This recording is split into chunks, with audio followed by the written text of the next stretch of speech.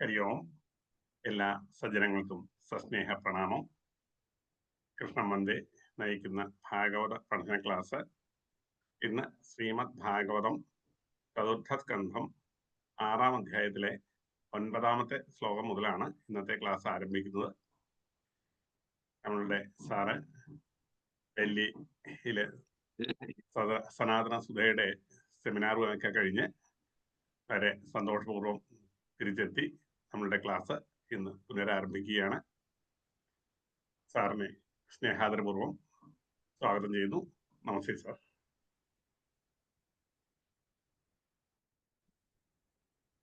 ഹരി ഓം.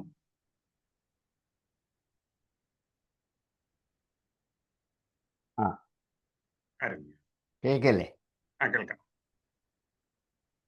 ഓം സഹനാവതു Saham കരവാവഹൈ തേജസ്വിനാവധീതമസ്തു മാ വിദ്വിഷാവഹൈ. ഓം ശാന്തി ശാന്തി ശാന്തി. യം പ്രവ്രജന്തമനുപേതമപേതകൃത്യം ദ്വൈപായനോ വിരഹകാതരയജുഹാവ പുത്രേതി തന്മയതയാതരവോഭിനേദുസ്തം സർവഭൂതഹൃദയം മുനിമാനതോസ്മി. ആദരണീയരായ എല്ലാ പഠിതാക്കൾക്കും വിനീതമായ പ്രണാമം.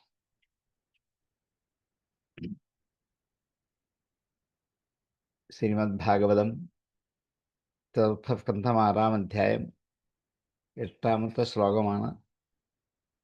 ശ്ലോകം വരെ എടുത്തു. ഇനി 9-ാമത്തെ ശ്ലോകം മുതലാണ് ഇന്ന് ആരംഭിക്കേണ്ടത്. അതിനു മുമ്പ് നമ്മുടെ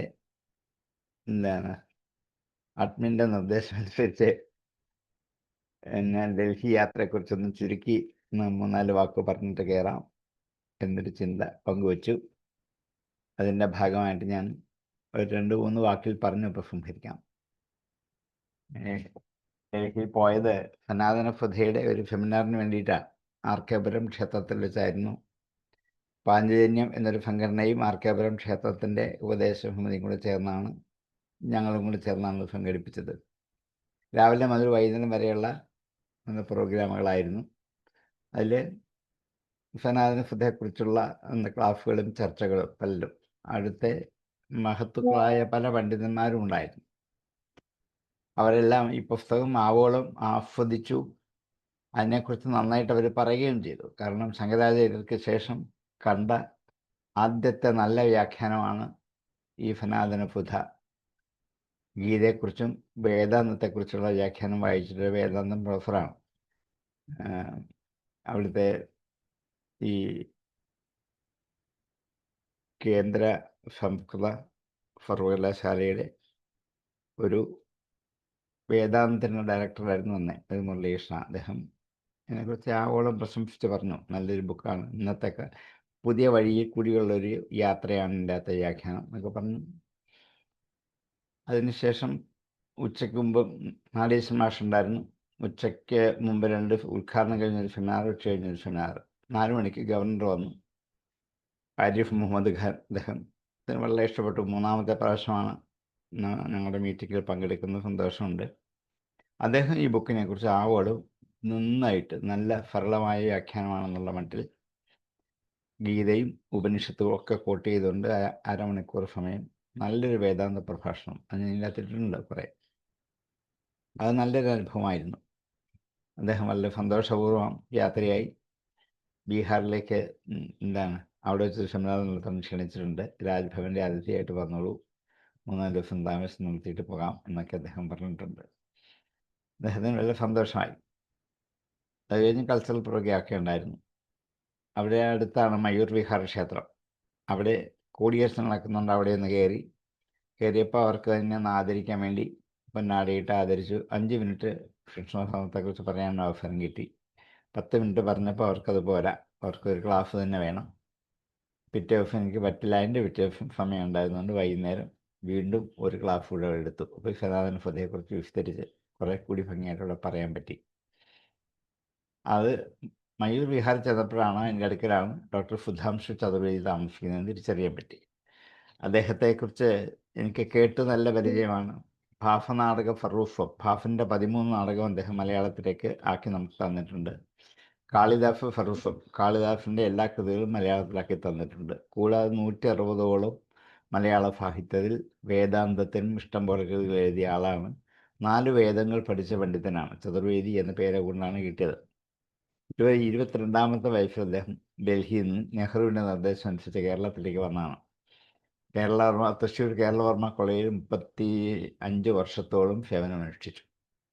15 വർഷത്തോളം അധ്യാപകനായി. ഹിന്ദി അധ്യാപകനായിട്ടാണ് പ്രവർത്തിച്ച് ഇവിടെ വന്ന് മലയാളം പഠിച്ച് സംസ്കൃതം കൂടി പഠിച്ച്, സംസ്കൃതം നേരത്തെ അറിയായിരുന്നു ഒരുവിധം, എന്നിട്ട് അതിൽ നന്നായി പ്രയത്നിച്ച് ഇത്രയും മലയാള ഗ്രന്ഥങ്ങൾ എഴുതി എന്നുള്ളത് നമുക്കൊരു അത്ഭുതമാണ്. ഞാൻ അദ്ദേഹത്തിൻ്റെ പല പുസ്തകങ്ങളും ഉപയോഗിച്ചിട്ടുണ്ട്, ധാരാളം. ഭാസനാടക ഫറൂഖൊക്കെ പലപ്പോഴും ഉപയോഗിച്ചിട്ടുണ്ട്. പക്ഷേ എൻ്റെ ധാരണ അദ്ദേഹം കാലഹരണപ്പെട്ടു പോയി, ഇപ്പോൾ ജീവിച്ചിരിപ്പില്ല എന്നായിരുന്നു. ഞങ്ങളുടെയൊക്കെ ഞാനും ഫ്രാൻസ് ഞങ്ങളൊക്കെ അങ്ങനെ ധരിച്ചു അദ്ദേഹം ഒന്നും പോയില്ല, എന്നൊരാളിനെ ഉണ്ടായിരുന്നു എന്ന് മാത്രമേ ഉള്ളൂ. അപ്പോഴാണ് അവിടെ ചെന്നപ്പോൾ അവിടെ അടുത്ത് നോയിഡയിലാണ് അദ്ദേഹം താമസിക്കുന്നത്. ഇടയ്ക്ക് ഒരു ദിവസം അമ്പലത്തിൽ ചെന്നിരുന്നു എന്നൊക്കെ പറഞ്ഞു. 84 കഴിഞ്ഞു, ശതാഭിഷേകം കഴിഞ്ഞു, അദ്ദേഹത്തിന് ഇരിക്കുകയാണ്. ക്ഷീണിതനാണ്, എന്നാലും വലിയ യാത്രയൊന്നും ചെയ്യില്ല. അപ്പം പിന്നെ പെട്ടെന്നൊന്നും ആലോചിച്ചാൽ ഒരു ഓട്ടോറിക്ഷ വിളിച്ചു പോയി, ഒരു പൊന്നാള അദ്ദേഹത്തിന് ചാർത്തി ഒരു പുസ്തകം കൊടുത്ത് നമസ്കരിച്ച് പോരാൻ പറ്റി. അത് എന്നെ സംബന്ധിച്ച് അത്ഭുതമായിരുന്നു. എന്ന് വെച്ചാൽ എന്നോ മരിച്ചുപോയ ഒരാളാണ് എന്നുള്ള ഒരു ധാരണ. ഒരു നല്ല പണ്ഡിതനാണ്, നല്ല ബഹുമാനമുണ്ട്, ഗുരുതുല്യനായി ആദരിക്കേണ്ട ഒരാളായിരുന്നു. അദ്ദേഹത്തെ പെട്ടെന്ന് യാദൃശ്യമായിട്ട് തൊട്ടടുക്കലുണ്ട് എന്ന് പറഞ്ഞപ്പോൾ ഉണ്ടായ ഒരു അനുഭവം, അതൊരു വലിയ സന്തോഷകരമായൊരു അനുഭവമായിരുന്നു. അവിടെ ചെന്ന് അദ്ദേഹത്തെ നമസ്കരിച്ച് പോരാൻ പറ്റി. അദ്ദേഹത്തിന് വലിയ സന്തോഷമായി. ഈ പുസ്തകം കണ്ടതിലും അദ്ദേഹം എഴുതിയ പുസ്തകങ്ങളൊക്കെ അതിനെക്കുറിച്ചൊക്കെ ചർച്ച ചെയ്തു 10-15 മിനിറ്റ്. തിരിച്ചു വന്ന് മയൂർ വിഹാറിൽ വന്ന് ബാക്കി പരിപാടി കഴിഞ്ഞ് പോരുകയായിരുന്നു. ഇങ്ങനെ പല പല യാദൃച്ഛിക സംഭവങ്ങൾ ധാരാളം ഉണ്ടായി. അതിമനോഹരമായൊരു ഇന്ദ്രപ്രസ്ഥ യാത്ര പൂർത്തിയാക്കി തിരിച്ചെത്തി എന്നുള്ളത് 3 ദിവസം എടുത്തുള്ളൂ മൊത്തം എല്ലാം കൂടി. ഒരു വളരെ സന്തോഷമുണ്ട്. അത് ഞാൻ അറിയിച്ചു എന്ന് മാത്രമേ ഉള്ളൂ. നമുക്കിതെല്ലാം അറിയാവുന്ന കാര്യങ്ങളൊക്കെ ആയിരിക്കും കുറേ, എങ്കിലും എന്നെ സംബന്ധിച്ചുള്ളൊരു അനുഭവം പങ്കുവെച്ചു എന്നുള്ളൂ. ഇനി നമുക്ക് മൈത്രേയൻ പറഞ്ഞ വാക്കിലേക്ക് പോകാം. മൈത്രേയ ഉവാച എന്ന് പറഞ്ഞാണ് കഴിഞ്ഞ ക്ലാസ്സിൽ നിർത്തിയത്. മൈത്രേയൻ പറഞ്ഞു എന്നർത്ഥം. കാരണം ബ്രഹ്മാവ് ദേവന്മാരോട് പറഞ്ഞു കഴിഞ്ഞപ്പോൾ രുദ്രൻ്റെ അടുത്തേക്ക് പൊയ്ക്കോളൂ, അവിടെ ചെന്ന് അദ്ദേഹത്തെ കണ്ട് നമസ്കരിച്ചാൽ അദ്ദേഹം അതിന് പരിഹാരം ഉണ്ടാക്കിത്തരും എന്നൊക്കെ പറഞ്ഞപ്പോൾ പോകാൻ ഭയപ്പെട്ട് നിൽക്കുന്ന പിതൃക്കളെയും പ്രജാപതിമാരെയും തന്നോടുകൂടി ചേർത്തുകൊണ്ട് ബ്രഹ്മാവ് തൻ്റെ സ്ഥാനത്തു നിന്നും പുറപ്പെട്ട് രുദ്രൻ്റെ ആവാസ കേന്ദ്രമായ കൈലാസത്തിലേക്ക് യാത്രയായി എന്നാണ് കഴിഞ്ഞ ശ്ലോകത്തിൽ പറഞ്ഞു വെച്ചത്. കൈലാസം അദ്രിപ്രവരാം പ്രിയം പ്രഭോ യയൗ. കൈലാസ അദ്രിപ്രവരത്തിലേക്ക് പോയി എന്നാണ്. ഇനി അങ്ങോട്ടുള്ളത് ഒരു ചെറിയ കൈലാസ വർണ്ണനയാണ്. കൈലാസം എന്താണെന്ന് നമ്മളെ ഒന്ന് പരിചയപ്പെടുത്താൻ വേണ്ടി ഒന്ന് വർണ്ണിക്കുകയാണ്, പോകാത്തവർക്കും പോയവർക്കൊക്കെ ഏതാണ്ട് അറിയാൻ പാകത്തിന്. ജന്മൌഷധി തപോ മന്ത്ര യോഗസിദ്ധേർനരേതരേയും ജുഷ്ടം കിന്നരഗന്ധർവൈ അപ്സരോഭിർവൃതം സദാം. ജന്മ ഓഷധി തപോ മന്ത്ര യോഗ സിദ്ധൈ. ജന്മം, ഓഷധികൾ, തപസ്, മന്ത്രം, യോഗം എന്നിവ കൊണ്ട് സിദ്ധി പ്രാപിച്ചവരാലും സിദ്ധൈഹി. ജന്മം കൊണ്ട് സിദ്ധി പ്രാപിച്ചവർ, ഓഷധി കൊണ്ട് സിദ്ധി പ്രാപിച്ചവർ, തപസ് കൊണ്ട് സിദ്ധി നേടിയവർ, മന്ത്രം കൊണ്ട് സിദ്ധി നേടിയവർ, യോഗം കൊണ്ട് സിദ്ധി നേടിയവർ, ഇങ്ങനെയുള്ളവർ നരേതരൈഹി, നരന്മാർ അല്ലാത്തവരാൽ, യക്ഷന്മാർ, കിന്നരന്മാർ, ഗന്ധർവന്മാർ, ഇങ്ങനെയുള്ള ആൾക്കാർ നരേതരന്മാരാണ്. ദേവന്മാർ പൂർണ്ണമായിട്ടുമില്ല, നരന്മാരല്ലതാണ്. അതുകൊണ്ട് കിം നര എന്നവരെ വിളിക്കും, കിന്നരന്മാർ. നരക്കിം, മനുഷ്യനാണോ എന്ന ആശങ്കയുണ്ടാക്കുന്നവരാണ് കിന്നരന്മാർ. അതുകൊണ്ട് അവരാലും ജുഷ്ടം, സേവിക്കപ്പെടുന്ന, കിന്നര ഗന്ധർവ ഏഹി അപ്സരോഭിഹി വൃതം സദാ. എല്ലായ്പ്പോഴും കിന്നരന്മാരും ഗന്ധർവന്മാരും അപ്സരസുകളും ചുറ്റി നിൽക്കുന്നതുമായ കൈലാസത്തിലേക്കാണ് ബ്രഹ്മാദികളായ ദേവന്മാർ എത്തിച്ചേർന്നത്. ഇനി സിദ്ധന്മാര് 5 തരത്തിലുണ്ട് എന്ന് ഇതിൻ്റെ അകത്ത് പറഞ്ഞത് 5 വിധത്തിൽ സിദ്ധി പ്രാപിച്ച ആൾക്കാരെ പഞ്ചസിദ്ധന്മാർ എന്ന് വിളിക്കാം. അതിലൊന്നാണ് ജന്മനാ സിദ്ധന്മാരാണ്. 2 ഔഷധത്തിൻ്റെ മഹിമ കൊണ്ട് സിദ്ധന്മാരായവരാണ്. 3 തപസ് കൊണ്ട് സിദ്ധന്മാരായവരാണ്. 4 മന്ത്രോപാസന കൊണ്ട് സിദ്ധന്മാരായവരാണ്. 5 അഷ്ടാംഗയോഗാഭ്യാസം കൊണ്ട് സിദ്ധന്മാരായവരാണ്. ഇങ്ങനെ 5 വിധത്തിൽ സിദ്ധിയെ പ്രാപിച്ചത് കൊണ്ട് അവർ മനുഷ്യരിൽ നിന്നും കുറച്ചുകൂടി മുകളിലേക്ക് കടന്നു ഉത്കൃഷ്ടത പ്രാപിച്ചവരായി. പക്ഷേ ദേവന്മാർ ആയോ അതുമില്ല. അതുകൊണ്ടാണ് കിം നരഹ കിന്നരന്മാർ എന്ന് വിളിക്കുന്നത്. ഗന്ധർവന്മാരും അതിൽപ്പെട്ടവരാണ്. അപ്സരസുകളും ആ മറ്റുള്ളവരാണ്. ഇവരെ കൊണ്ട് നിറഞ്ഞതാണ്. ഉപദേവന്മാരെന്ന് വിളിക്കാവുന്ന ഇതര ദേവഗണസമൂഹത്താൽ നിറഞ്ഞതാണ് കൈലാസം എന്ന് പറയാൻ പുറപ്പെട്ടതാണ്. ജന്മൌഷധി തപോമന്ത്ര യോഗസിദ്ധേർന്നരേതരേം ജുഷ്ടം കിന്നരഗന്ധർവൈ അപ്സരോഭിർവൃതം സദാം. നരേതരൈ ജന്മൌഷധി തപോമന്ത്രയോഗസിദ്ധൈ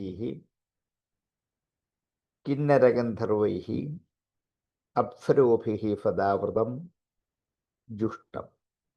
ജന്മൌഷധി തപോമന്ത്ര യോഗസിദ്ധേർന്നരേതരേ ജുഷ്ടം കിന്നരഗന്ധർവൈ അപ്സരോഭിർവൃതം സദാം.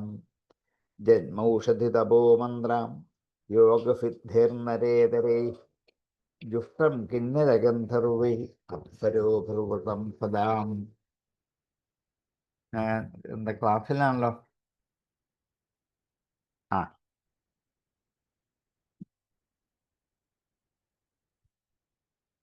നാനാമണിമയേ ശൃംഗേർ നാനാധാതു വിചിത്രതേ നാനാദ്രുമലതാഗുൽമൈർ നാനാമൃഗഗണാവൃതൈ നാനാമലപ്രസ്രവണൈ നാനാ കന്ദരഭാനുഭീം രമണം വിഹരന്തീനാം രമണേ സിദ്ധയോഷിതാം.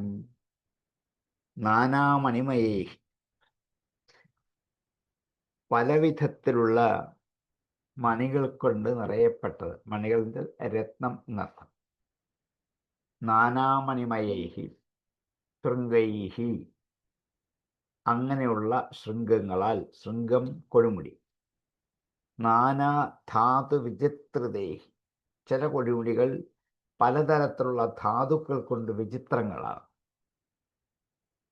അപ്പം ചില കൊടുമുടികൾ സ്വർണമാണ്, ചില എന്താണ് ഈ രത്നം മാത്രം കൊണ്ട് തിളങ്ങുന്നതാണ്, ചിലത് വിചിത്രങ്ങളായ ധാതുക്കളെ കൊണ്ട് ശോഭിക്കുന്നതാണ്, ചിലത് നാനാദ്രുമ ലതാഗുൽമൈഹി പലതരത്തിലുള്ള ദ്രുമങ്ങൾ വൃക്ഷങ്ങൾ, ലതാ വള്ളികൾ, ഗുൽമൈഹി അവയുടെ കൂട്ടങ്ങളാൽ പലതരത്തിലുള്ള വൃക്ഷലതകളുടെ ഉൽമങ്ങളോട് കൂടിയത് കൂട്ടം കൂടി നിൽക്കുന്നതും. നാനാ മൃഗഗണ ആവൃതൈഹി പലതരത്തിലുള്ള മൃഗഗണങ്ങളാൽ ചുറ്റപ്പെട്ടതും. നാനാമല പ്രസ്രവണൈഹി പലതരത്തിൽ നിർമ്മലമായ നദീപ്രവാഹം. പ്രസ്രവം എന്ന് വെച്ചാൽ നദീനദം, അമലം നിർമ്മലം. നാനാ അമല പ്രസ്രവണൈഹി പലതരത്തിൽ നിർമ്മലമായ നദികളാലും. നാനാ കന്ദരഭാനുഭി പലതരത്തിലുള്ള കന്ദരങ്ങൾ ഗുഹകളോടും ഭാനുക്കൾ താഴ്വരകളോടും കൂടിയത്. നാനാ അമലപ്രസ്രവൈഹി നാനാ കന്ദര ഭാനുഭി കന്ദരം ഗുഹകൾ, ഭാനു താഴ്വരകൾ. രമണം വിഹരന്തീനാം രമണൈ സിദ്ധയോഷിതാം. സിദ്ധയോഷിതാം സിദ്ധസ്ത്രീകൾക്ക്, വിഹരന്തീനാം വിഹരിക്കുന്ന സിദ്ധസ്ത്രീകൾക്ക്, രമണീഹി തങ്ങളുടെ ഭർത്താക്കന്മാരോടൊപ്പം രമണം, രതിയെ വർദ്ധിപ്പിക്കുന്നതായിരുന്നു അവിടെ. രമണം എന്ന് വെച്ചാൽ രതി വർദ്ധിപ്പിക്കുന്നത്. രമണൈഹി, രമണന്മാരാൽ, സിദ്ധയോഷിത്തുകളോട് കൂടിയ, സിദ്ധസ്ത്രീകളോട് കൂടിയ രമണന്മാർ അവിടെ വിഹരിച്ചുകൊണ്ട് അവരുടെ കാമപ്രീതിയെ പുലർത്തിപ്പോന്ന സ്ഥലമാണ് അവിടം. അപ്പം ഈ പലതരത്തിൽ കൈലാസത്തിലെ സിദ്ധന്മാരുടെ അംഗനമാരുണ്ട്, സ്ത്രീകളുണ്ട്. അവരുടെ ഭർത്താക്കന്മാരുടെ കൂടെ സന്തോഷത്തോടെ രമിച്ചുകൊണ്ടിരിക്കുന്നുണ്ട് അവിടെ. ഇനിയും ആ പർവ്വതത്തിൽ ചിലയിടത്ത് ചില കൊടുമുടികളിൽ രത്നങ്ങളാണ്, ചില കൊടുമുടികളിൽ ധാതുക്കളാണ്. ഈ ധാതുക്കളെ നമ്മൾ മലയാളത്തിൽ ഇപ്പം ഈ കഥകളിക്കാരൊക്കെ മനയോല എന്നൊക്കെ പറയും.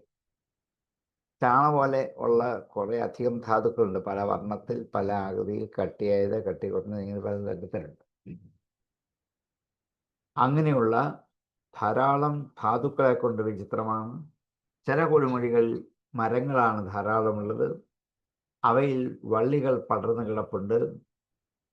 അതോട് കൂടിച്ചേർന്ന വള്ളിക്കുടൽ പോലെ തോന്നിക്കുന്ന സ്ഥലങ്ങളുണ്ട്. ചിലയിടത്തൂടെ നിർമ്മലമായ നദി ഒഴുകിപ്പോകുന്നുണ്ട്. താഴ്വരകളിൽ ധാരാളം ഗുഹകളുണ്ട്. പർവ്വതത്തിൻ്റെ ശിഖരങ്ങൾ ആ ഗുഹകളോടും താഴ്വരയോടും കൂടിയ ആ പർവ്വതത്തിൻ്റെ ഉയർന്ന കൊടുമുടികളോട് കൂടിയതുമാണ്. ഇവിടെ ഇങ്ങനെ അതുകൊണ്ട് അവിടെ തന്നെ ഭക്തസഹിതകളായ സ്ത്രീകൾ കളിക്കാൻ സിദ്ധ സ്ത്രീകളോടൊപ്പം അവിടെ വന്ന് ആനന്ദത വർദ്ധിപ്പിക്കുന്നതാണ് കൈലാസം. കൈലാസം മൊത്തം ആനന്ദദായകമാണ് എന്ന് സൂചിപ്പിക്കാൻ വേണ്ടി ഒന്ന് വർണ്ണിച്ചതാണ്. നാനാമണിമയേ ശൃംഗേർ നാനാധാതു വിചിത്രതയും നാനാദ്രുമലതാഗുൽമേർ നാനാമൃഗഗണാവൃതയും നാനാമലപ്രസ്രവണേർ നാനാകന്ധരഭാനുഭേം രമണം വിഹരന്തീനാം രമണേ സിദ്ധയോഷിതാം. നാനാമണിമയേ ശൃംഗേർ, നാനാമണിമയൈഹി നാനാധാതുവിചിത്രതൈഹി നാനാദ്രുമലതാഗുൽമൈഹി നാനാമൃഗഗണ ആവൃതൈഹി നാനാമലപ്രസ്രവണൈഹി നാനാകന്ധരഭാനുഭിഃ ശൃംഗൈഃ രമണൈഃ വിഹരന്തീനാം സിദ്ധയോഷിതാം രമണം. നാനാമണിമയേ ശൃംഗേർ നാനാധാതുവിചിത്രതൈ നാനാദ്രുമലതാഗുൽമേർ നാനാമൃഗഗണാവൃതൈ നാനാമലപ്രസ്രവണൈർ നാനാകന്ധരഭാനുഭൈം രമണം വിഹരന്തീനാം രമണൈ സിദ്ധയോഷിതാം. മയൂരകേകാഭിരുതം മദന്ധാളി വിമൂർച്ഛിതം പ്ലാവിതൈ രക്തകണ്ഠാനാം കൂജിതൈശ്ച പദതൃണാം ആഹ്വയന്തമിവോദ്ധസ്തൈർ ദ്വിജാൻ കാമദുഃഖൈർദ്രുമൈ വ്രജന്തമിവ മാതംഗൈർ ഗൃണന്തമിവ നിർദ്ധരൈ. മയൂരകേകാഭിരുതം, മയിലുകളുടെയും, കേക എന്നുള്ള ശബ്ദം, മയിലുകളുടെ ശബ്ദത്തിൻ്റെ പേരാണ് കേക. കേക എന്ന് ശബ്ദം ഉണ്ടാക്കുന്നുണ്ട്. മയിലുകൾക്ക് കേകികൾ എന്ന് പേരുണ്ട്. കേക എന്ന് ശബ്ദം ഉണ്ടാക്കുന്നത് ആരോ അവർ കേകി എന്ന് പേര് വന്നാണ്. മയൂരം, മയില്, അവയുടെ കേക ശബ്ദം കൊണ്ട് അഭിരുതം മുഖരിതമായ, മയിലുകളുടെ കൂകൽ കൊണ്ട് മുഖരിതമാണ് അവിടം. മദാന്ധാളി വിമൂർച്ഛിതം, മദാന്ധകളായ, മദം കൊണ്ട് അന്ധകളായ അളികൾ, വണ്ടുകൾ, അവയുടെ വിമൂർച്ഛിതം എന്ന് വെച്ചാൽ പാട്ടെന്നർത്ഥം. സംഗീതത്തിലെ മൂർച്ഛന എന്ന ഒരു രാഗത്തിൻ്റെ ഒരു സ്ഥായി ഭാവത്തെക്കുറിച്ച് പറയും. അതിവിടെ ഉപയോഗിച്ച് മൂർച്ഛിതം എന്ന വാക്ക് ഉപയോഗിച്ചെന്നേ ഉള്ളൂ. എന്നുവെച്ചാൽ ഗാനം കൊണ്ട് ആസ്വദിക്കപ്പെട്ടവരായി എന്ന് കാണിക്കാൻ വേണ്ടിയിട്ട്. അപ്പം മദാന്ധാളി വിമൂർച്ഛിതം, വണ്ടുകളിലെ മൂർച്ഛനാഫലത്തിലുള്ള പാട്ടുകളോട് കൂടിയത്. പ്ലാവിതൈഹി, പ്ലാവിതം വെച്ചാൽ പ്ലുതസ്വരത്തിൽ, ഉച്ചസ്വരത്തിൽ നടത്തും. രക്തകണ്ഠാനാം, രക്തകണ്ഠകൾ എന്ന് വെച്ചാൽ കുയിലുകളാണ്. ചുവന്ന കഴുത്തോടു കൂടിയവർ കുയിലുകളാണ്. അവയുടെ കൂജിതേശ്ച ശബ്ദങ്ങളാലും പദതൃണാം, പദത്രികൾ പക്ഷികൾ, വേറെ പക്ഷികൾ. അപ്പോൾ മയിലുകളുടെ കൂകലുകൾ കൊണ്ട് ശോഭിക്കുന്നതാണ്, വണ്ടുകളുടെ മൂളലുകൾ കൊണ്ട് ശോഭിക്കുന്നതാണ്, കുയിലുകളിലെ ഉച്ചത്തിലുള്ള കൂജനം കൊണ്ട് ശോഭിക്കുന്നതാണ്. പദതൃണാം, പക്ഷികളുടെ ആഹ്വയന്തമിവ ഉദ്ധസ്തേർദ്വിജാൻ കാമദുഃഖേർദ്രുമൈ. ആഹ്വയന്തമിവ, വിളിക്കുന്നത് പോലെ, ആഹ്വാനം ചെയ്യൽ, അതാണ് ആഹ്വയന്തം. ഇവ ഉദ്ഹസ്തൈഹി, ഉദ്ഹസ്തം കൈകൾ ഉയർത്തിയ, ഉത്ഹസ്തം വരുമ്പോൾ ഉദ്ഹസ്തം എന്നാകുന്ന കൈകൾ ഉയർത്തിയ.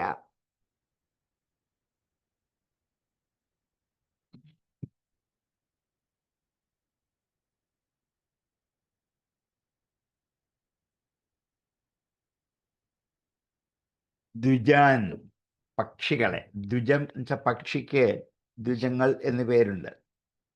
2 ജന്മമുള്ളത് കൊണ്ടാണ് ദ്വിജൻ. നമുക്ക് ബ്രാഹ്മണർ എന്ന് മാത്രമേ നമുക്കറിയൂ. അതും 2 ജന്മം കൊണ്ടാണ്. ഉപനയനത്തിന് മുമ്പൊരു യഥാർത്ഥമായ മാതാപിതാക്കളിൽ നിന്ന് ജന്മം, ഉപനയനം കഴിഞ്ഞ ആചാര്യനിൽ നിന്നും 2ാമത്തെ ജന്മം കൊണ്ടാണ് ദ്വിജനാകുന്നത്. പക്ഷികളും അങ്ങനെയാണ്. ആദ്യം മുട്ടയുണ്ടാകും, ഒരു ജന്മം. 2ാമത് മുട്ട വിരിഞ്ഞ് കുഞ്ഞുങ്ങളായിട്ട് വരും. അപ്പം 2 ജന്മം പക്ഷികൾക്കുണ്ട്. അതുകൊണ്ട് പക്ഷികളെയും ദ്വിജങ്ങൾ എന്ന് വിളിക്കാം. ആഹ്വയന്തമിവ ഉദ്ധസ്തേർദ്വിജാൻ കാമദുഃഖേർദ്രുമൈ.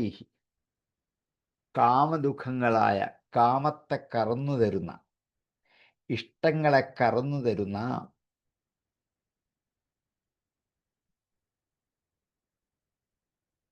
ദ്രുമൈഹി, വൃക്ഷങ്ങളാൽ.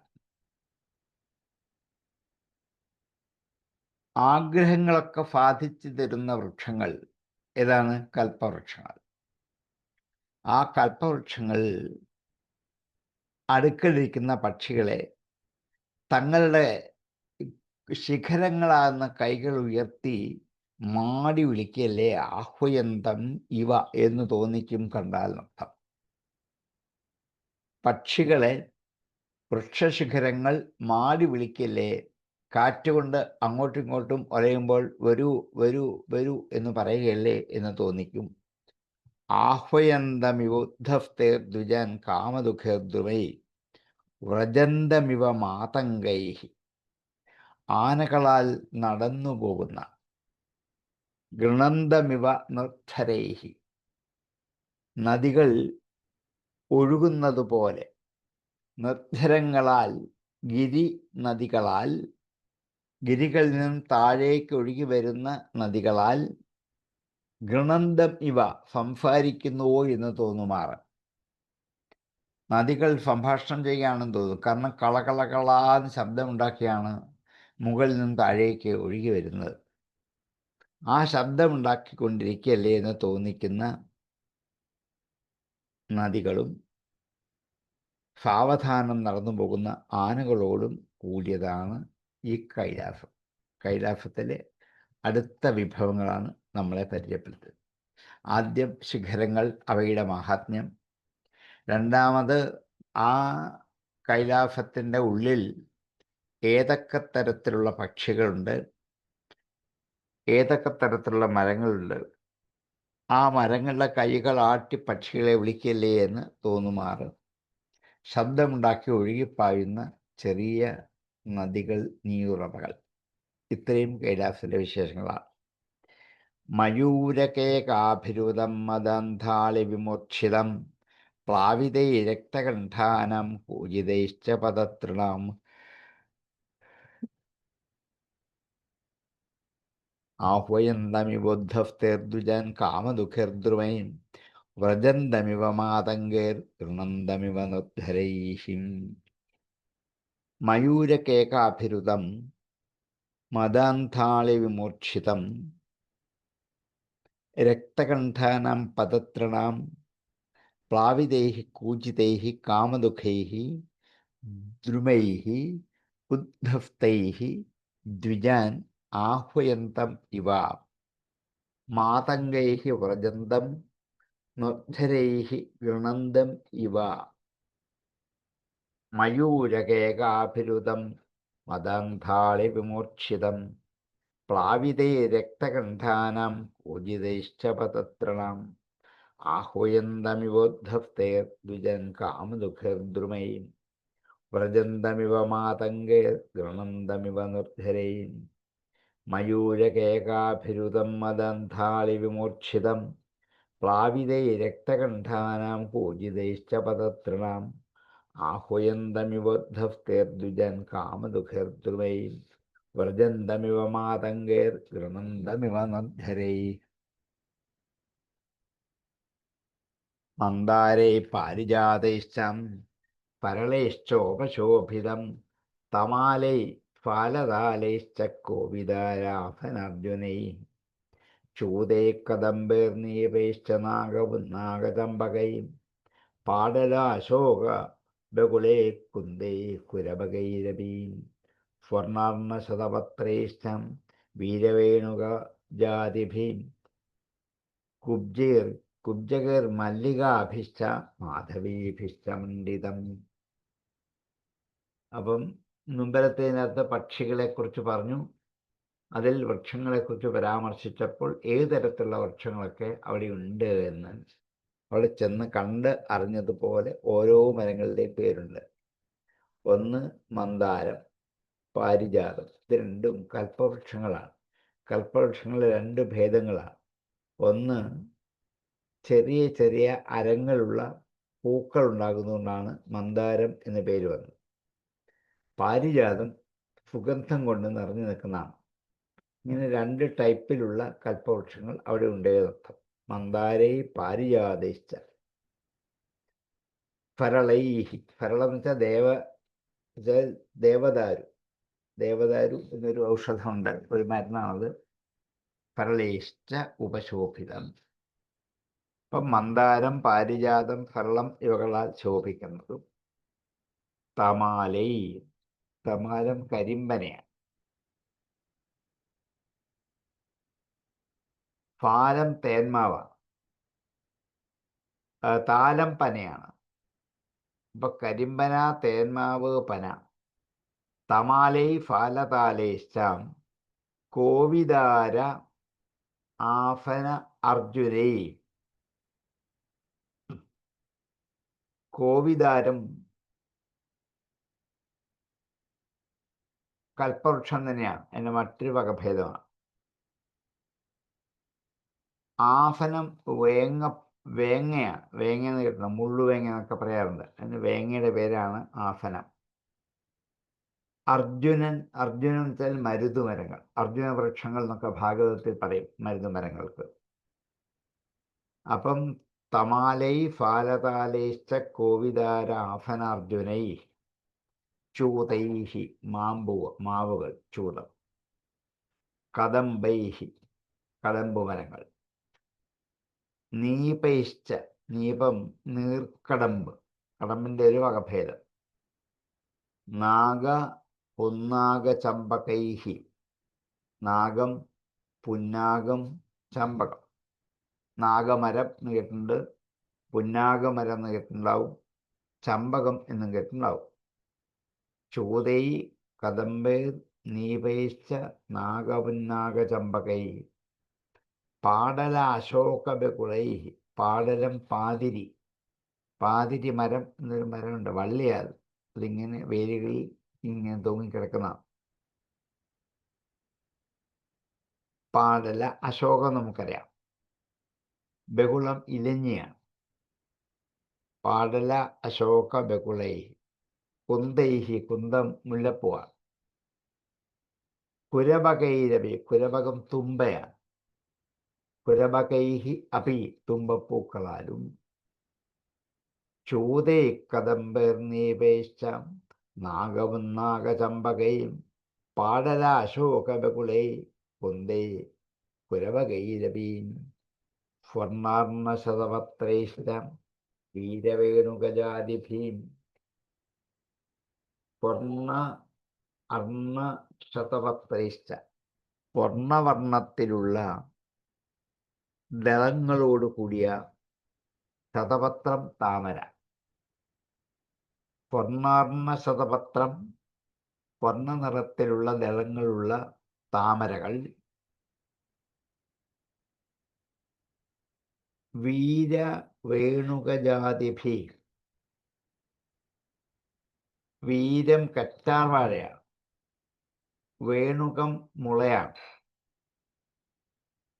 ജാതി മുല്ലയാണ്. മുല്ലയ്ക്ക് ഒത്തിരി ഭേദങ്ങളുണ്ട്, അതുകൊണ്ടാണ്. വീരവേണുകജാതിഭി കുബ്ജകൈഹി, കുബ്ജകം ജമന്തിപ്പൂവ്, ജമന്തി. മല്ലികാഭിഷ്ട, മല്ലികപ്പൂവ്. മാധവീഭിഷ്ട, മാധവിയും മുല്ലപ്പൂവാണ്. മണ്ഡിതം, അലങ്കരിക്കപ്പെട്ടതാണ്. ഇങ്ങനെയുള്ള വള്ളികളാലും ചെടികളാലും അലങ്കരിക്കപ്പെട്ടതാണ് ആ കൈലാസം. അപ്പോൾ കൈലാസത്തിലെ മരങ്ങൾ, ഒരുപക്ഷെ കേരളത്തിലുള്ള എത്രയോ മരങ്ങൾ കൈലാസത്തിൽ നിൽപ്പുണ്ട്, നമുക്ക് കാണാൻ പറ്റും. പാർവത്രികമായും സർവവ്യാപകമായുമുള്ള മരങ്ങൾ, കൂടാതെ പ്രാദേശികമായ കുറേ മരങ്ങളുടെ പേരുകൾ, ഇത്രയും കൈലാസത്തിൽ ചെന്ന് കാണാൻ പറ്റും. അപ്പോൾ കൈലാസത്തിൽ പോയാൽ ഇതൊക്കെ കണ്ടുപോരണം. അതിനാണ് അവിടേക്ക് പോകേണ്ടി വരിക. പക്ഷെ നമ്മൾ പലപ്പോഴും പോയി കൈലാസം കണ്ടപ്പോഴേ മടങ്ങിപ്പോരുകയുള്ളൂ. ഇതിലേക്ക് കയറാനും ഇറങ്ങാനും കാണാനും പറ്റാറില്ല. മന്ദാരൈ പാരിജാതൈശ്ചാം പരളൈശ്ചോപശോഭിതം തമാലൈ ഫാലതാലൈശ്ച കോവിദാര ആസനർജുനൈം ചൂതേ കദംബൈർനീവൈശ്ചാം നാഗപുന്നാഗചമ്പകൈം പാടലാശോകബകുലേ കുന്ദേ വരവകൈരപീം സ്വർണ്ണർണശതപത്രൈശ്ചാം വീരവേണുകജാതിഭീം കുബ്ജകൈർമല്ലികാഭിശ്ച മാധവീഭിശ്ചമണ്ഡിതം. മന്ദാരൈഃ പാരിജാതൈഃ പരളൈഃ ച ഉപശോഭിതം ധമാലൈഃ ഫാലതാലൈഃ ച കോവിദാര ആസന അർജുനൈഃ ചൂതൈഃ കദംബൈഃ നീപൈഃ ച നാഗ പുന്നാഗ ചമ്പകൈഃ പാടല അശോക ബകുളൈഃ കുന്ദൈഃ കുരബകൈഃ അപി സ്വർണ്ണാർണശതപത്രൈഃ ച വീരവേണുകജാതിഭിः കുബ്ജകൈർ മല്ലികാഭിശ്ച മാധവീഭിശ്ച മണ്ഡിതം കൈലാസം ദദർശ. ഇങ്ങനെ അലങ്കരിക്കപ്പെട്ട കൈലാസത്തെയാണ് കണ്ടത് എന്നർത്ഥം. മന്ദാരൈ പാരിജാതൈശ്ച ഫലൈശ്ചോപശോഭിതം തമാലൈ ഫാലതാരൈശ്ച കോവിദാരാസനാർജുനൈ ചൂതേ കദംബൈർനീവൈശ്ചാം നാഗപുന്നാഗചമ്പകൈഃ പാടലാശോകബകുലൈ കുന്ദൈ കുരബകൈരപീം സ്വർണ്ണാർണശതപത്രൈശ്ച വീരവേണുകജാതിഭീം കുബ്ജകൈർമല്ലികാഭിശ്ച മാധവീഭിശ്ച മണ്ഡിതം. മന്ദാരൈ പാരിജാതൈശ്ചാം ഫലൈശ്ചോപശോഭിതം തമാലൈ ഫാലതാലൈശ്ചാം കോവിദാരാസനാർജുനൈം ചൂതേ കദംബൈർനീപൈശ്ചാം നാഗപുന്നാഗചമ്പകൈ പാടലാശോകബകുലേ കുന്ദേ കുരബകൈരപി സ്വർണ്ണാർണശതപത്രൈശ്ചാം വീരവേണുകജാതിഭീം കുബ്ജകൈർമല്ലികാഭിശ്ച മാധവീഭിശ്ച മണ്ഡിതം. പനസോദുംബരശ്വദ്ധപക്ഷണ്യഗ്രോധഹിംഗുഭീം ഭൂതൈരോ ഓഷധിഭിഃ പൂഗൈ രാജഭൂഗൈശ്ച ജംബുഭീം ഖർജുരാമ്രാതകാമ്രാദ്യൈഃ പ്രിയാളമധുവേങ്കുദൈം ദ്രുമജാതിഭിരന്യൈശ്ച രാജിതം വേണുകീചകൈഃ. ഇനി തീർന്നില്ല, മരങ്ങളുടെ ലിസ്റ്റിനെയും പറയാണ്. പനഫം, നമുക്കറിയാം, പ്ലാവ്, ഇതൊക്കെ ഇവിടെയൊക്കെ ഉണ്ടാകുന്നതാണ്. ഇതെല്ലാം അവിടെ ഉള്ള മരങ്ങൾ എന്നാണ് വ്യാസൻ പറയുക. പനഫം, ഉദുംബരം, അത്തി, അശ്വത്ഥം അരയാൽ, പനഫ ഉദുംബര അശ്വത്ഥ, പ്ലക്ഷ ന്യഗ്രോധ ഹിംഗുഭി. പ്ലക്ഷം എന്ന് പറയുന്നത് ചമതയാണ്. നമ്മളതിന് പ്ലാഷ് എന്നൊക്കെ മലയാളത്തിൽ പറയും. സംസ്കൃതം പക്ഷം എന്നാണ്, ചമത. ന്യഗ്രോധം പേരാലിന്റെ പേരാണ്. ഹിംഗുഭിഹി, ഹിംഗു കായം, കായമുണ്ടാകുന്ന മരം. ഭോർജൈഹി ഓഷധിഭിഹി, ഭോർജങ്ങൾ, നമ്മുടെ പനയോല പോലെ അവിടെ ഓലയിൽ എഴുതി സൂക്ഷിക്കാനുള്ള ഇലയുടെ പേരാണ് ഭൂർജം, ഭൂർജപത്രം എന്നൊക്കെ പറയും. ഓഷധിഭി, ധാരാളം ചെടികളെ കൊണ്ടും. പൂകൈഹി, കവുങ്ങ്. രാജപൂകൈശ്ച, രാജപൂകം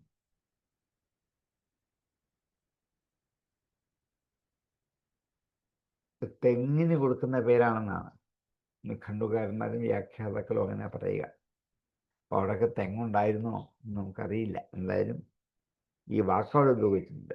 രാജപൂകം തെങ്ങിന് പകരം പറയുന്നൊരു വാക്കാണ്. പൂകൈഹി രാഗപൂകൈശ്ച ജംബുഭി, ഞാവൽ. ഖർജുര ആമ്രാതക ആമ്രാദ്യേഹി,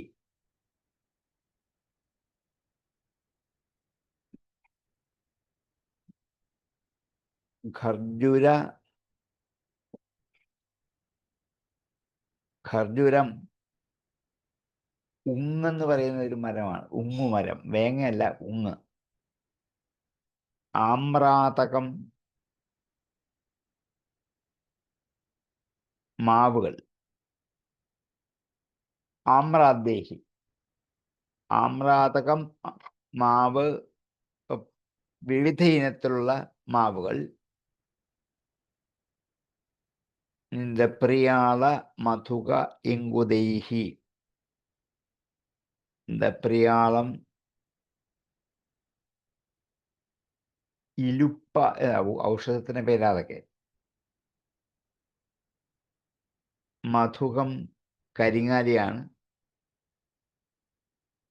ഇങ്കുദൈഹി, ഇങ്കുതികൾ ഒരു തരത്തിലുള്ള മുളകളാണ്. ദ്രുമജാതിഭി, വൃക്ഷജാതികളാലും. അന്വേഷിച്ച, മറ്റുള്ളവകളാലും. രാജിതം, ശോഭിക്കുന്നതാണ്. വേണു കീചകൈഹി, രണ്ടും മുളയുടെ പര്യായങ്ങളാണ്. ഒന്ന് കിഴുത്തയുള്ള മുള, ഒന്ന് കിഴുത്തയില്ലാത്ത മുള. വേണു കിഴുത്തയുള്ളത്, കീചകം കിഴുത്തയില്ലാത്തത് തമ്മിലാണ്. വണ്ടുകൾ തുളച്ച തുളപ്പാടുകളുള്ള മുളകൾ കാണാം. അതിനെയാണ് ഇവിടെ വേണു എന്ന് വിളിക്കുന്നത്. അതുകൊണ്ടാണ് ഓടക്കുഴലിനും ആ പേര് വരാൻ കാരണം. കീചകം മുളകൾ തന്നെയാണ്. പനഫോദുംബരശ്വത്ഥ പക്ഷന്യഗ്രോധ ഇങ്കുഭി ഭോർജൈരോഷധിഭിഭോഗൈ രാജഭോഗൈശ്ച ജംബുഭീം ഖർജുരാമ്രാതകാമ്രാദ്യൈ പ്രിയാളമധുകേങ്കുദൈ ദ്രുമജാതിഭിരന്യൈശ്ച രാജിതം വേണുകീചകൈ. എൻ്റെ അന്വയം അങ്ങനെ തന്നെ എഴുതാനേ ഉള്ളൂ. പനഫ, ഉദുംബര, അശ്വത്ഥ, പക്ഷ, ന്യഗ്രോധ ഹിംഗുഭിഃ ഭോർജൈഃ ഓഷധിഭിഃ പൂഗൈഃ രാജപൂഗൈഃ ച ജംബുഭിഃ ഖർജുര ആമ്രാതക ആമ്രാദ്യൈഃ പ്രിയാള മധുക ഇങ്കുദൈഃ ദ്രുമജാതിഭിഃ അന്യൈഃ ച രാജിതം വേണു കീചകൈഃ. പനഫോദുംബരശ്വത്ഥപക്ഷന്യഗ്രോധ ഹിംഗുഭീ ഭോർജൈരോഷധിഭിഃ പൂഗൈ രാജഭോഗൈശ്ച ജംബുഭീം ഖർജുരാമ്രാതകാമ്രാദ്യൈഃ പ്രിയാളമധുകേങ്കുദൈ ദ്രുമജാതിഭിരന്യൈശ്ച രാജിതം വേണുകീചകൈ. പനഫോദുംബരശ്വത്ഥ പക്ഷന്യഗ്രോധ ഹിംഗുഭീം ഭോർജൈരോഷധിഭിഃ പൂഗൈ രാജഭോഗൈശ്ച ജംബുഭീം ഖർജുരാമ്രാതകാമ്രാദ്യൈ പ്രിയാളമധുകേങ്കുതൈ ദുമജാതിഭിരന്യൈശ്ച രാജിതം വേണുകീചകൈഃ. വൃക്ഷങ്ങളെ കഴിഞ്ഞിട്ട് ചില ചില പൂക്കളെ കുറിച്ച് പറയുകയാണ്. കുമുദോത്പലകൽഹാരാം ശതപത്രവനർദ്ധിഭിः നളിനീഷു കളം കൂജത് ഖഗവൃന്ദോപശോഭിതം. കുമുദം, ഉത്പല, കൽഹാരം. കുമുദം ആമ്പല്, ഉത്പലം താമര, കൽഹാരം സൗഗന്ധികപ്പൂവ്. കുമുദ, ഉത്പല, കൽഹാരം. ആമ്പല്, താമര, സൗഗന്ധികം. ശതപത്ര വനർദ്ധിഭി. ശതപത്രം താമര. വന ഋദ്ധിഭിഹി വനത്തിന് അഭിവൃദ്ധി ഉണ്ടാക്കുന്ന ഇത്രയും പുഷ്പങ്ങൾ. കുമുദ, ഉത്പല, കൽഹാര, ശതപത്ര വനർദ്ധിഭിഹി നളിനീഷു താമരപ്പൊയ്കകളിൽ, നളിനികളിൽ. കളം കൂജത് മനോഹരമായി കൂകുന്ന. ഖഗവൃന്ദോപശോഭിതം പക്ഷിക്കൂട്ടങ്ങളാൽ ശോഭിക്കുന്ന, ഖഗവൃന്ദങ്ങളാൽ ശോഭിക്കുന്ന ആണ് കൈലാസം. ഈ വരികളെല്ലാം കൈലാസത്തിലേക്ക് അന്വയിക്കണം. ഇതെല്ലാം കൈലാസത്തിന്റെ വിശേഷണമാണ്. കുമുദോത്പലകൽഹാര ശതപത്രവനർദ്ധിഭിः നളിനീഷു കളം കൂജത് ഖഗവൃന്ദോപശോഭിതം. അന്വയം അങ്ങനെ തന്നെയാണ്. കുമുദ, ഉത്പല, കൽഹാര, ശതപത്ര വനർദ്ധിഭിः നളിനീഷു കളം കൂജത് ഖഗവൃന്ദോപശോഭിതം. കൈലാസം ദദർശ. കുമുദോത്പലകൽഹാര ശതപത്രവനർദ്ധിഭിः നളിനീഷു കളം കൂജത് ഖഗവൃന്ദോപശോഭിതം. കുമുദോത്പലകൽഹാര ശതപത്രവനർദ്ധിഭിः നളിനീഷു കളം കൂജത് ഖഗവൃന്ദോപശോഭിതം. മൃഗൈ ശാഖാമൃഗൈ ഹ്രോഡൈർ മൃഗേന്ദ്രൈഃ വൃക്ഷശല്യകൈ ഗവൈർനാഭിഭിः വ്യാഘ്രൈർ നിർജുഷ്ടം മഹിഷാദിഭിः. ഇവിടെ ഒരു വരി ചില പുസ്തകത്തിൽ വിട്ടുപോയിട്ടുണ്ട്, ചിലതിലുണ്ട്. കർണാന്ത്രൈഃ കപദാശ്വാഫ്യൈഃ നിർജുഷ്ടം മൃഗനാകിഭിः കദലീഷണ്ഡസംവൃദ്ധ നളിനീ പുളിനശ്രിയം എന്ന് ഒരു വരിയുടെ ഇടയ്ക്ക് ചേർത്തെങ്കിൽ അത് 4 വരിയിൽ പൂർണ്ണമാവുകയുള്ളൂ. മൃഗൈഹി മാനുകളാൽ, ശാഖാമൃഗൈഹി കുരങ്ങുകൾ. ശാഖയിലൊക്കെ ഓടിച്ചാടി നടക്കുന്നതാണ് ശാഖാമൃഗം. രാമായണത്തിൽ ഇഷ്ടം പോലെ നമ്മൾ കേൾക്കുന്നു. അപ്പം മൃഗൈഹി ശാഖാമൃഗൈഹി, ഹ്രോഡൈഹി പന്നികൾ, മൃഗേന്ദ്രൈഹി സിംഹങ്ങളാലും, വൃക്ഷശല്യകൈഹി വൃക്ഷങ്ങൾ എന്നുവെച്ചാൽ കുരങ്ങിൻ്റെ ഒരു വകഭേദമാണ്. കരടി എന്നും പറയാം, കുരങ്ങെന്നും രണ്ടർത്ഥത്തിലും പറയാറുണ്ട്. ശല്യകം മുള്ളം പന്നിയാണ്. മൃഗൈ ശാഖാമൃഗൈ ക്രോഡൈർ മൃഗേന്ദ്രൈ വൃക്ഷശല്യകൈ ഗവയൈഹി. ഗവയം എന്ന് വെച്ചാൽ പശുവിനെ പോലുള്ള ഒരു മൃഗത്തിൻ്റെ പേരാണ്. നമുക്കത് പരിചയമില്ല. ഹിമോൽഫാനുക്കളിൽ എപ്പോഴും കാണുന്നതാണ് ഗവയങ്ങൾ. നാഭിഭിഹി നാഭികളാൽ, ശരഭങ്ങളാൽ, എട്ടടിമാനുകളാൽ, വ്യാഘ്രൈഹി വ്യാഘ്രങ്ങളാൽ, നിർജുഷ്ടം മഹിഷാദിഭിഹി നിർജുഷ്ടം സേവിക്കാതിരിക്കുന്ന, മഹിഷാദികളാൽ സേവിക്കാതിരിക്കുന്ന ഗവയങ്ങൾ, നാഭികൾ, വ്യാഘ്രങ്ങൾ ഇവയോട് കൂടി ചേർന്നാണ്. ഈ കർണ ആന്തരികപദ അശ്വാതഫീഹി നിർജുഷ്ടം മൃഗനാഭിഭിഹി. കർണാന്ത്രൈഹി, കർണം ചെവി, ആന്തരം ആന്തരാവയവങ്ങൾ പറയുന്ന കുടലാണ്. അപ്പൊ കർണ ആന്തരൈകപദാശ്വാ തഫ്യൈ നിർജുഷ്ടം മൃഗനാഭിഭി. നിർജുഷ്ടം സേവിക്കപ്പെടുന്ന മൃഗം ചെന്നായാണ്. മൃഗനാഭിഭി, നാഭികൾ കസ്തൂരിമാനുകൾ.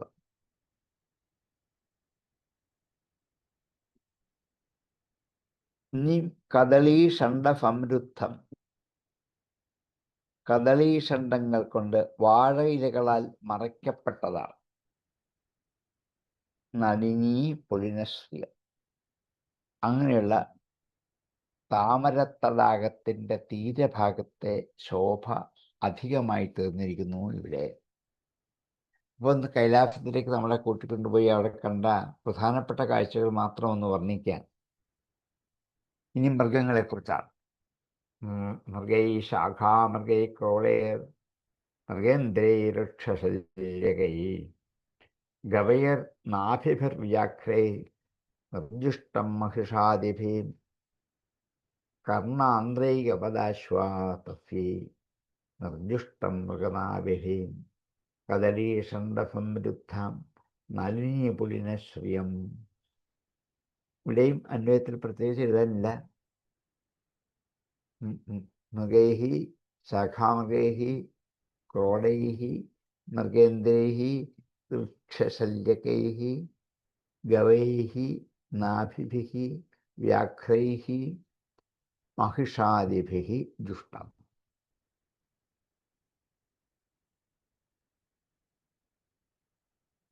കർണ ആന്തരൈകപദ അശ്വാതഫ്യ.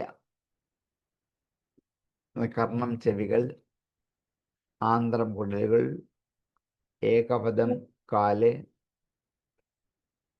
ആഫ്യം മുഖം, നിർജുഷ്ടം സേവിക്കാതിരിക്കുന്ന, വൃഗനാഭിഭി ചെന്നൈകളാലും നാഭികളാലും മാനുകളാലും ശോഭിക്കപ്പെടുന്നതായ കദളീഷണ്ഡ സംവൃദ്ധ നളിനി പൊളിനശ്രിയ. മൃഗൈ ശാഖാമൃഗൈ ക്രോളേർ മൃഗേന്ദ്രൈ വൃക്ഷശല്യകൈ ഗവയേർ നാഭിഭിർവ്യാഘ്രൈർ നിർജുഷ്ടം മഹിഷാദിഭി കദളീഷണ്ഡ സംവൃദ്ധ നളിനി പൊളിനശ്രിയം. മൃഗൈ ശാഖാമൃഗൈ ക്രോളേർ മൃഗേന്ദ്രൈ വൃക്ഷശല്യകൈ ഗവയേർ നാഭിഭിർവ്യാഘ്രൈർ നിർജുഷ്ടം മഹിഷാദിഭി കർണാന്ത്രൈകപദാശ്വാതഫ്യൈ നിർജുഷ്ടം മൃഗനാഭിഭി കദളീഷണ്ഡസംവൃദ്ധ നളിനി പുളിനശ്രിയം. നമ്മുടെ സമയം എന്തായതെന്ന് നമുക്ക് ഇവിടെ ഉപസംഹരിക്കാം. ഇനി കൈലാസത്തിന് വർണ്ണന ബാക്കി കിടക്കുന്നുള്ളൂ, മുഴുവനായിട്ടില്ല. നമ്മളെ കൈലാസം മുഴുവൻ വർണ്ണിച്ച് കാണിച്ചിട്ട് വ്യാസൻ അടുത്ത വിഷയത്തിലോട്ട് പോവുകയുള്ളൂ. നമുക്ക് കൈലാസത്തെ ഒന്ന് പഠിച്ചിട്ട് പോവാം. 21 മുതൽ നാളെ എടുക്കാം. ഉപസംഹരിച്ചതിന് ശേഷം സംശയമുണ്ടെങ്കിൽ ചോദിക്കാം. ഓം പൂർണ്ണമദ പൂർണ്ണമിദം പൂർണ്ണാത് പൂർണ്ണമുദച്യതേ പൂർണ്ണസ്യ പൂർണ്ണമാദായ പൂർണ്ണമേവാവശിഷ്യതേ. ഓം ശാന്തി ശാന്തി ശാന്തി.